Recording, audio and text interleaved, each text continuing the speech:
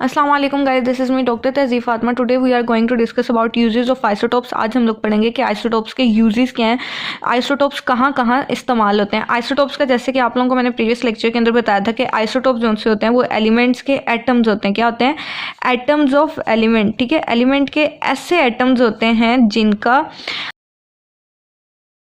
Atomic number जो सा है वो क्या हो, एटॉमिक नंबर सेम होता है और उनका मैस नंबर जो सा है वो डिफरेंट होता है, मैस नंबर डिफरेंट होता है। आइसोटोप्स क्या होते हैं? आइसोटोप्स जो से हैं एलिमेंट्स के वो एटम होते हैं जिनका एटॉमिक नंबर सेम होता है लेकिन मैस नंबर डिफरेंट होता है। एटॉमिक नंबर मीन्स उनके नंबर ऑफ प्रोटॉन्स जो से होते हैं वो सेम होते हैं और इनकी, और मैंने जैसे प्रीवियस लेक्चर के अंदर बताया था कि आइसोटोप्स की जो सी फिजिकल प्रॉपर्टीज जो सी वो डिफरेंट होती हैं लेकिन केमिकल प्रॉपर्टीज सेम होती हैं। इलेक्ट्रॉनिक कन्फिग्रेशन सेम होती है, नंबर ऑफ प्रोटॉन सेम होते हैं, नंबर ऑफ इलेक्ट्रॉन सेम होता है। डिफरेंस कहाँ पे आता है? डिफरेंस आता है मैस नंबर पे या फिर नंबर ऑफ न्यूट्रॉन्स पे। एलिमेंट के जितने भी आइसोटोप्स होंगे उनके नंबर ऑफ न्यूट्रॉन्स डिफरेंट होंगे या फिर उनका मैस नंबर जो है वो डिफरेंट होगा, फिजिकल प्रॉपर्टीज डिफरेंट होंगी, बाकी सारी चीज़ें जो हैं वो सेम होती हैं। वो हम लोगों ने आइसोटोप्स के बारे में पढ़ा था। उसके बाद हम लोगों ने एग्जांपल्स पढ़ी थी आइसोटोप्स की कि हाइड्रोजन के 3 आइसोटोप्स होते हैं, प्रोटियम, ड्यूटियम और ट्रीटियम पढ़ा था। फिर कार्बन के 3 आइसोटोप्स हम लोगों ने पढ़े थे, क्लोरीन के 2 आइसोटोप्स पढ़े थे, यूरेनियम के हम लोगों ने 3 आइसोटोप्स पढ़े थे। तो वो सारी हम लोगों ने एग्जांपल्स वगैरह की थी। आज का टॉपिक है, लास्ट पेज है सेकंड चैप्टर का और फिर आप लोगों का सेकंड चैप्टर खत्म हो जाना है। सेकंड चैप्टर के लास्ट पेज पे हम लोगों ने आज पढ़ना है उन आइसोटोप्स के बेसिकली यूजेस क्या हैं। वो इतने आइसोटोप्स जो हैं वो बार बार ड्राइव किए जा रहे हैं, मजीद जो हैं डिस्कवरीज की जा रही हैं रिलेटेड टू आइसोटोप्स। तो वो इस वजह से की जा रही हैं कि बहुत सारे मेजोरिटी ऑफ आइसोटोप्स जो हैं वो यूज्ड होते हैं हमारी डेली लाइफ के अंदर। ठीक है, तो सबसे पहले हम लोग पहला यूज उसका करते हैं आइसोटोप्स का। सबसे इंपॉर्टेंट और पहला यूज है रेडियोथेरेपी में। आइसोटोप्स कहाँ इस्तेमाल होते हैं? रेडियोथेरेपी में, या फिर आप लोग कह सकते हो कैंसर के ट्रीटमेंट में, ट्रीटमेंट ऑफ कैंसर।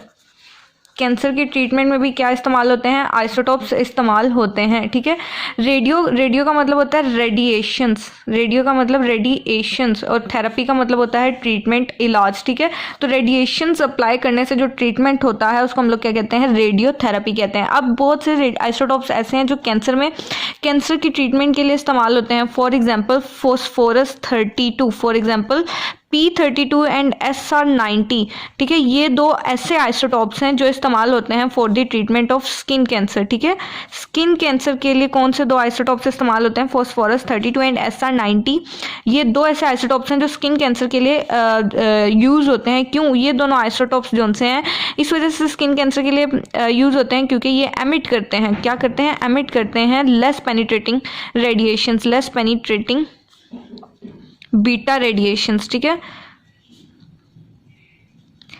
ये लेस पेनिट्रेटिंग बीटा रेडिएशन से एमिट करते हैं। इस वजह से ये सिर्फ और सिर्फ स्किन की हद तक महदूद होते हैं और फिर स्किन के कैंसर को ट्रीट करते हैं। ठीक है, ये आइसोटोप्स। इसके अलावा अगर मैं थर्ड आइसोटोप की बात करूँ, कोबाल्ट 60। ठीक है, कोबाल्ट 60 जो है ये इस्तेमाल होता है for the cancer within the body, for the cancer within the body, body के अंदर वाले जितने भी कैंसर हैं with in the body. For example blood cancer हो गया या चेस्ट कैंसर हो गया, जितने भी विद इन दी बॉडी वाले कैंसर हैं उनको ट्रीट करने के लिए कौन सा आइसोटोप इस्तेमाल होता है? वो होता है कोबाल्ट 60। ये वाला आइसोटोप क्यों इस्तेमाल होता है? क्योंकि ये एमिट करता है हाईली पेनिट्रेटिंग, ठीक है, हाईली पेनिट्रेटिंग गैमा रेडिएशंस। ठीक है, गैमा रेडिएशंस ये हाईली पेनिट्रेटिंग होती हैं और ये स्किन के अंदर तक चल जाती हैं और इसलिए बॉडी के अंदर वाले जितने भी कैंसर हैं उनको ट्रीट करने के लिए कौन सा आइसोटोप इस्तेमाल होता है? कोबाल्ट 60। ठीक है, तो समझ आ गई आइसोटोप्स का कैंसर के ट्रीटमेंट में क्या यूज़ है। तो वो ये है कि ये 3 आइसोटोप्स ऐसे आइसोटोप्स हैं जो कैंसर को ट्रीट करने में हेल्प करते हैं। जो स्किन कैंसर को ट्रीट करते हैं वो P32 और SR90 होते हैं और जो with in the body cancers को ट्रीट करने के लिए आइसोटोप्स इस्तेमाल होता है वो होता है कोबाल्ट 60। तो ये MCQs भी आ सकता है कि which isotope is use for the treatment of cancer within the body. तो उसके अगर ये 3 ऑप्शन दिए हैं तो आप लोगों ने मार्क करना है कोबाल्ट 60। ठीक है, ये बॉडी के अंदर वाले कैंसर को किस तरह ट्रीट करता है? वो इस तरह ट्रीट करता है क्योंकि इसकी रेडिएशंस बहुत ज़्यादा हाईली पेनिट्रेटिंग होती हैं और ये स्किन के ऊपर के स्किन के अंदर भी जाकर जितने भी वो कैंसर कॉजिंग एजेंट्स हैं उनको किल करने में मदद करती है। ठीक है, उसके बाद फिर हम लोग दूसरा यूज़ देखते हैं आइसोटोप्स का। सेकेंड यूज़ देखते हैं आइसोटोप्स जो है सेकेंडली यूज़ होते हैं tracers for medicine and diagnosis. ठीक है, एज ट्रेसर्स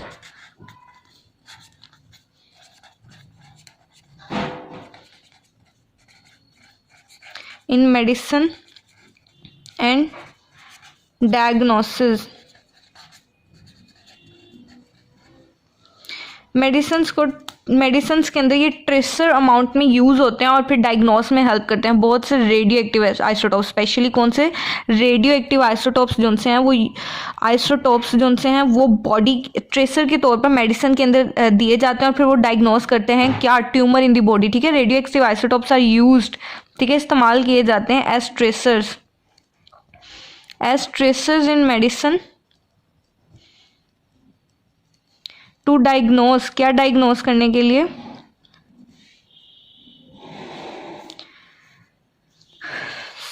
ट्यूमर, क्या चीज़, ट्यूमर, ये बात आप लोगों ने याद रखनी है। Tumour in the body, bodies के अंदर या ह्यूमन बॉडी के अंदर ट्यूमर्स को डायग्नोस करने के लिए क्या इस्तेमाल होते हैं, रेडियो एक्टिव आइसोटॉप्स इस्तेमाल होते हैं। For example iodine 131, for example iodine 131 ये वाला आइसोटॉप जौन सा है इस्तेमाल होता है for the diagnosis of goitre.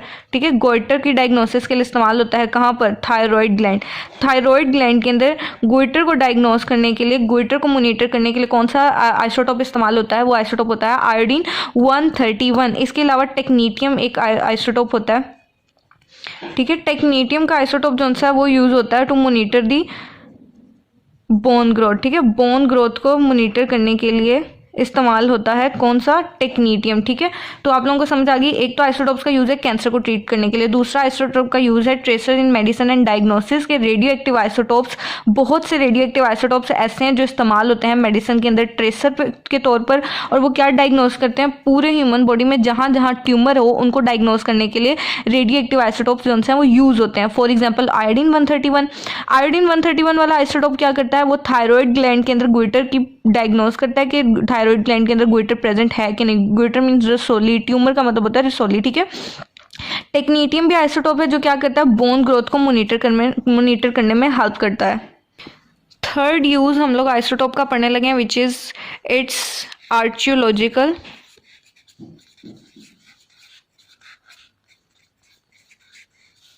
And geological use.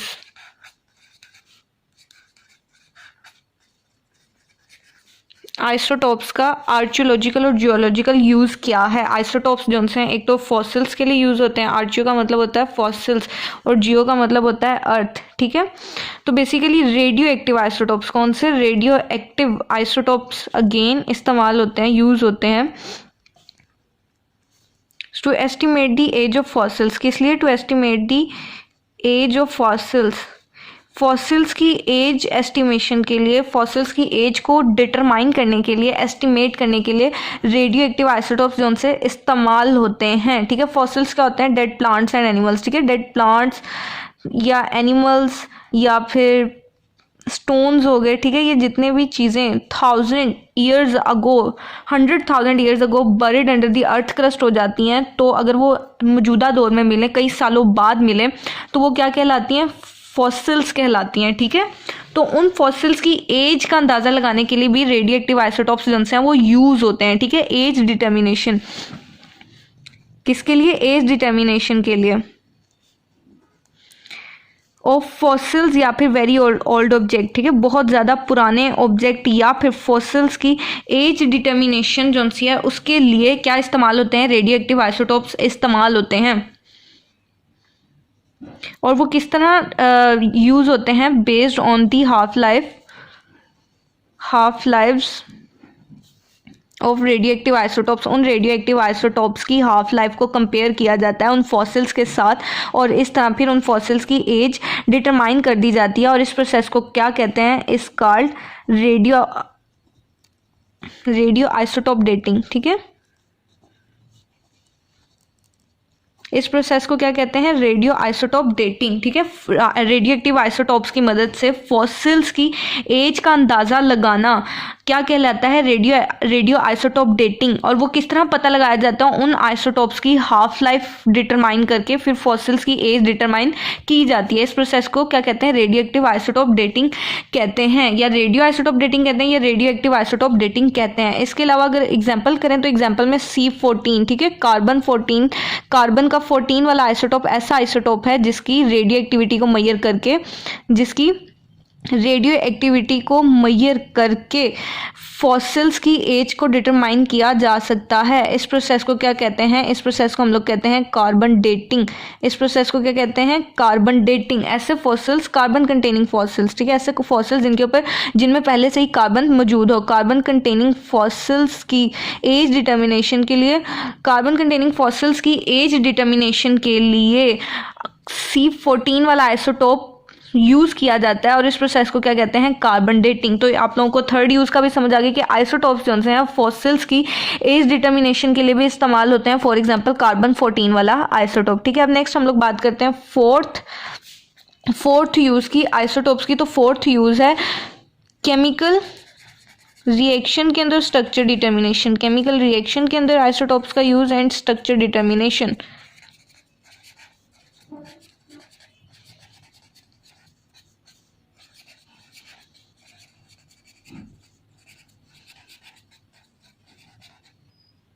So basically radio active isotopes are use, ठीक है। रेडियो एक्टिव आइसोटोप्स जो हैं वो यूज होते हैं। क्या? रेडियो एक्टिव आइसोटोप्स,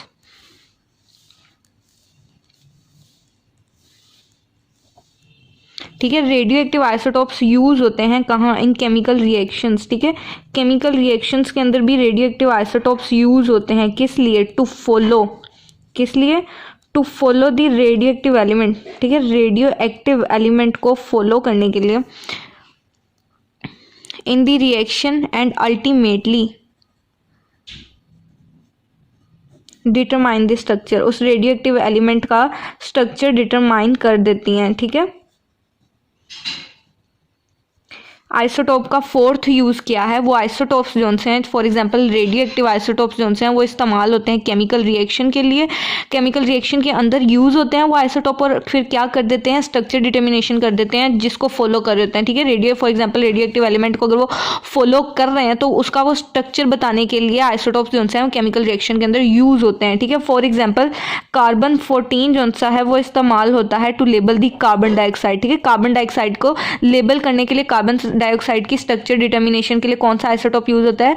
C14 वाला आइसोटोप यूज होता है। फॉर एग्जांपल कार्बन डाइऑक्साइड का अगर हम लोग फोटोसिंथेसिस का रिएक्शन लिखें तो प्लांट्स जो है वो कार्बन डाइऑक्साइड को यूज़ करते हैं और वाटर को यूज़ करके क्या बनाते हैं? ग्लूकोज बनाते हैं, C6H12 और O6+O2, ठीक है। फोटोसिंथेसिस का ये मैंने प्रोसेस लिखा है। फोटोसिंथेसिस का प्रोसेस प्लांट्स करते हैं for the synthesis of glucose, for the synthesis of their food. अपनी खुराक बनाने के लिए प्लांट्स फोटोसिंथेसिस का प्रोसेस करते हैं। उस फोटोसिंथेसिस के प्रोसेस में कार्बन डाइऑक्साइड यूज़ होता है, तो C14 क्या? कार्बन 14 वाला आइसोटोप इस्तेमाल होता है इस कार्बन डाइऑक्साइड की एक्टिविटी को मेजर करने के लिए, इसकी एक्टिविटी को डिटरमाइन करने के लिए। ये C14 वाला आइसोटोप इसको फॉलो करता है कार्बन डाइऑक्साइड को until the all the intermediate steps till the formation of the glucose. Glucose जब तक बन ना जाए तब तक वो कार्बन डाइऑक्साइड को फॉलो करता है और at the end of the reaction वो क्या कर देता है? कार्बन डाइऑक्साइड का स्ट्रक्चर डिटरमाइन कर देता है। कौन सा आइसोटोप? C14 वाला आइसोटोप, ठीक है।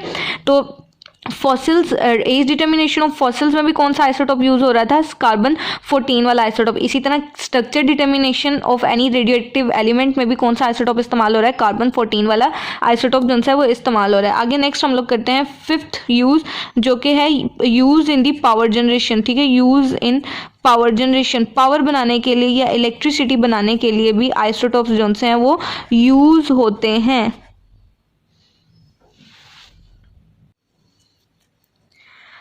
बहुत से रेडियो एक्टिव आइसोटोप्स ऐसे हैं जो इलेक्ट्रिसिटी जनरेट करने के लिए यूज़ होते हैं, ठीक है। अगेन रेडियो एक्टिव आइसोटोप्स जो हैं वो यूज़ होते हैं इलेक्ट्रिसिटी को जनरेट करने के लिए। Radio active isotopes are used to generate electricity बनाने के लिए।